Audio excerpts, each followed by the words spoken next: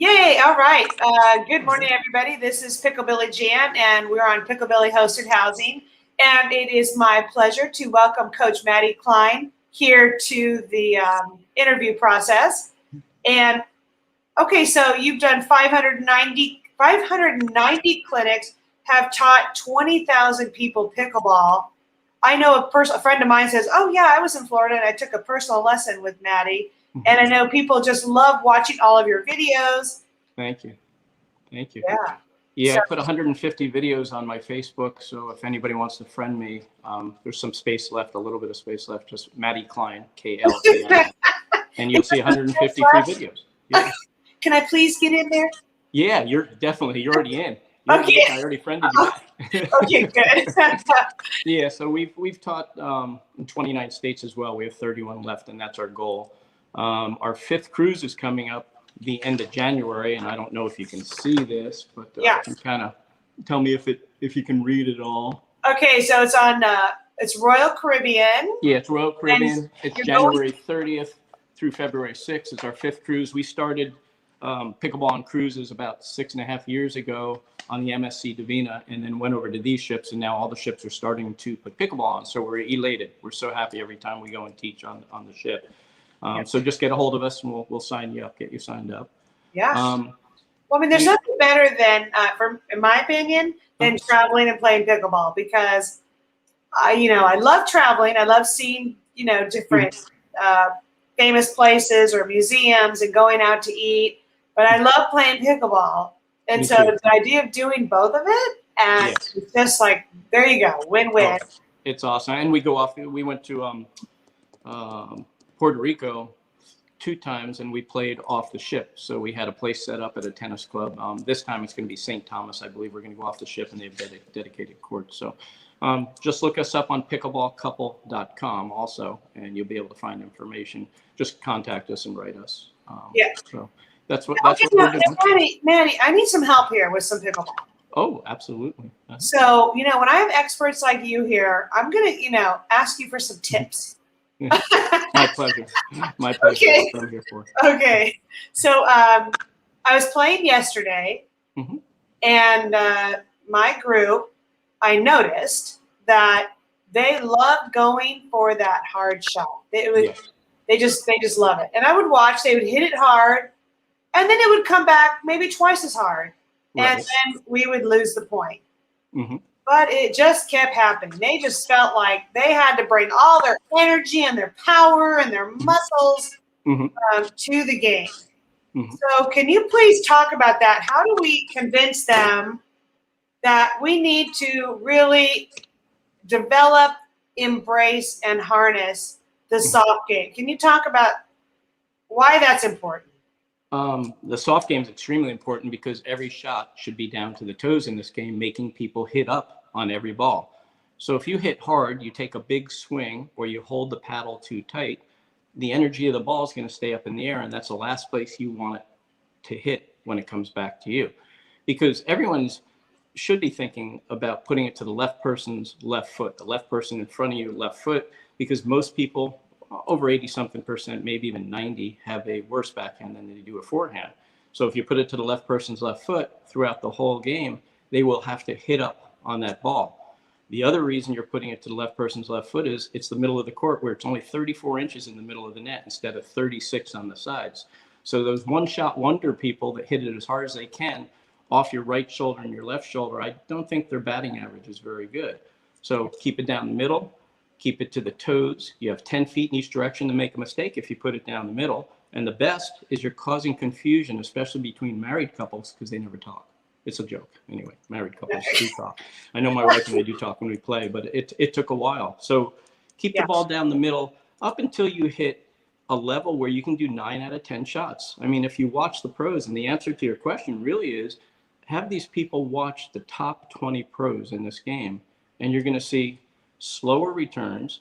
You're going to see them get up to the line 1 inch from the no volley zone line, and you're going to see a chess game where they're putting everything to the toes until somebody pops it up high enough, and then they're going to attack it, but the other person's going to reset it. They usually don't bang it back and forth, or if they do, one person resets it back down, and then they have those 30 to 50 hit points where everyone goes, at least in social pickleball. Yeah. Who's I can't hear you. I can't hear you. Oh, Can you hear me again? oh, there we go. Okay. Oh, There yeah. we go. You're back. Yay. Yeah. Yeah. So in social pickleball, it really comes down to, are you playing with your level? And if you are playing with your level, you want to be playing with 0.5 higher or even with your level most of the time. If you're playing against bangers, make sure you slow it down from the back. If you slow it down from the back, you buy time to get to the line, both on the serve and the return.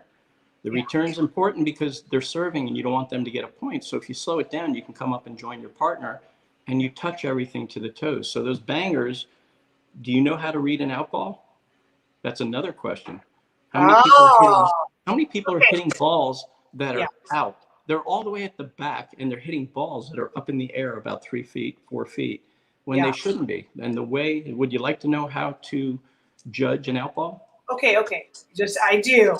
And I just have to say that if I let an out ball go, that's my favorite way to get a point because it's so easy. Yes. It's like minimal effort on my part. So I love it. And yes, I would like to know, how do I read an out ball? Go, please. Okay. So when you hit somebody's out ball, you make them look like the best player in the world and they're going to keep on doing it, right? Right. But when you learn how to judge an out ball, and a lot of tennis players, they come into this game, they already know what an out ball is. And I did 42 years of tennis. So once I got used to the court being 20 feet wide by 44 instead of the 76 by 36, I got used to what is an out ball. So the way you tell is, do you have a person on the other side of the court that you would label them as a banger?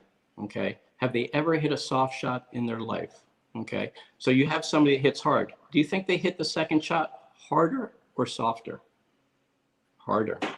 The second shot, they're like a locomotive. They hit harder and harder. Right. Did they move up and give up real estate? Okay. Right. If they move up, they have less feet on the other side to keep that harder shot that they just hit in. Okay. Are they hitting low to high from down at the ground? Is their paddle facing up from low to high when they're hitting? Okay. Yeah. Those four things right there give you an idea of whether a ball is going out or whether it's staying in. But the biggest one is, have they ever hit a softball in their life? If you take away pace from people that hit hard, they have to generate their own pace. So if you're serving fast to them, they can hit hard. If you're returning fast to them, they can hit hard. I played against a couple of 4-0s for fun about a year ago, and I do it every year. I go up to this one place, and I play these two guys, and they always say, how come we can't beat you? I go, well, you have one game and I have two. I'm not giving you enough pace to do anything with, and you're hitting the ball out or in the net continuously because you're living off everybody's pace. And that's 90-something% of all the players that play, because remember, 75 to 80% of players are 3-5 and under in this game. So if you go to your club or wherever you play and you look at the sheet and you'll see what the levels of people are if they've been rated, you'll see 75 to 80% are 3-5 and under. How do you get to that next step? You slow the ball down. You don't hit another hard shot until it's time to go. And you do that at 70% to the left person's left foot down the middle of the court. Interesting. And I notice too, when I'm playing with my partner who does have a soft game, inevitably our opponents will pop it up because you're doing that. And then it's really an easy put away because that's happened. Right. But this bang game where, it's just craziness. Bang, bang, bang. Yeah. And how many times does that hard ball go over? If you sit on a bench sometime and just watch people play, the first two people that make it to the line, if the others are staying back, are winning 80% of the points. You just sit there and go, oh my gosh, is it this easy? Yeah, if you slow it down from the back, get up to the line, especially when you're playing people that stay in the back, it is that easy. People that hit hard, especially if you have 4 hard-hitting people, the ball goes over 3 times if you're lucky, maybe 4 times before the point's over. Right. People should strive for placement over power. And who should you make a book on when you're playing? Who do you think? The people who are at the line and the people who can place the ball. Okay, so my idea is I want to make a book on myself. I want to know. Wait, what do you mean make a book? Am I making a bet? Making a book is knowing the people you're playing, knowing their weaknesses, okay, knowing their strengths. I want to make a book on myself first and know what I can and can't do. I don't go for shots that I can't do. I play safe if I can't do a shot. And I want to know what my opponents can do. Yeah. Do they have a worse backhand than a forehand? Do they hit hard, never soft? Do they hate it when I drop them and make them bend down? So Yes. you make a book on people, and then you'll play the game with strategy instead of just wailing at everything like most people do. Yes. So How long think of a shot. does it take you? Go, Okay, Senator. I'm sorry. how long does it take you to figure that out? So I'm going to Las Vegas to play in a tournament on Saturday. I'll be playing, mixed doubles and then women's doubles. And so we're going onto a court, and there's these people, and so I've got to do a pretty quick analysis of them. So how long does it take you to figure them out? Well, within the 5 minutes that you have to warm up, which is what they usually give you, you Yes. can figure out whether somebody likes to dink, hates to dink, likes the volley, hates the volley, whether they hit up on a ball from a ball where they're reaching. If you see that their footwork is not good, where they're not actually getting in front of every ball, they're reaching like crazy and then they're popping up the ball. Yeah. You have to, first thing you want to do is look at, do they have a better backhand than a forehand or forehand than a backhand? And then you make them beg for what they want. Okay, it's a joke, but it's true. If somebody wants to hit forehands at me all day and control their game, I hit everything to the backhand, everything I possibly can to set off their game. Because when you change somebody's game, it's not comfortable, and they usually lose. So if you see they lack mobility, do you lob? I'm sorry? If you see they lack footwork or mobility, will you use the lob? Will you? In a tournament, yes. In social play, I don't lob people very often. Yeah. And if I do lob them, it's in the air. It's when we start to dink, I take it in the air before it hits the ground, because then they do this. They just turn their head. That blank stare, because you've taken away their time more than if it hit the ground and you lobbed. Yes. Right. And where should you lob from? Do you know where you should lob from if you're going to lob this in this game? From the front line. Okay, from the no volley zone line, just when it dribbles over within 1 or 2 feet, because now there's 7 feet plus the 1 or 2 to have a reaction to what you just lobbed when you lobbed them. And do you use the lob all the time? No, use the lob about 3 to 5% if you're lucky in a game, just like any other specialty shot, about 3 to 5%. Don't let them put a book on you and say you're Larry the Lobber or Linda the Lobber, because then one person will start, the stronger person, the one that you yell you, because you want them to go get it all the time, they should start taking over the court. And if you have a lobber, do you put it to the forehand or the backhand? Well, I decide whether they only lob from their forehand or they only lob from their backhand. So if they lob from the forehand and there's only one lobber, they never see that forehand again, not once. Okay, you know what? You have given us so many tips already in 5 minutes. Yes, I love it. I can tell. So okay, so I have to ask you. You guys have this offering. Yes. So are you talking about this summer, a special offering? Yes. To go to a city or a club somewhere in the United States, is that correct? Anywhere, yes. Okay, and let's break it down the details specifically about what you're offering, what you will do, what you need. Okay. Because I'm sure that some lucky group is going to take you up on this. Well, we're Okay. hoping a few groups take us up on it, because we'd like to go a month at a time, starting June, July, August, and September, and get out of Florida because it's so hot here. Yeah, okay. And what we'd let's like say to you came to June. Let's say you came to Middle California in June. Right. What do you need to make this happen? How would it work? Okay, so we need a place to stay, and Okay. if we don't drive, we're going to need some kind of transportation.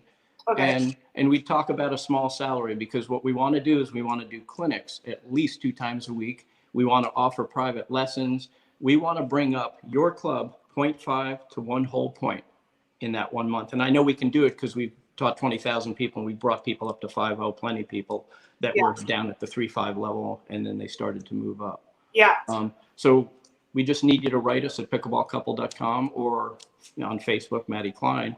And we're gonna come to whatever area would like us and bring them up. And this is an ongoing thing. We want to do this every year and bring up people's clubs. Yeah. I know our club is just starving for something like this. Oh, we'd love to come out. I lived in California for 22 years. I'd love to come back out. My son's there. So let's talk. I mean, we have 8 courts and lots of potential. And we would just, oh boy. It would Oh, good. bringing water to the desert. Right. And what's the average age pickleball player where you are? Probably 50. Yes. See, we teach probably 90% or more of 50 and over. And the reason I enjoy that is because we all have injuries. I'm 62 years old. My wife is 44.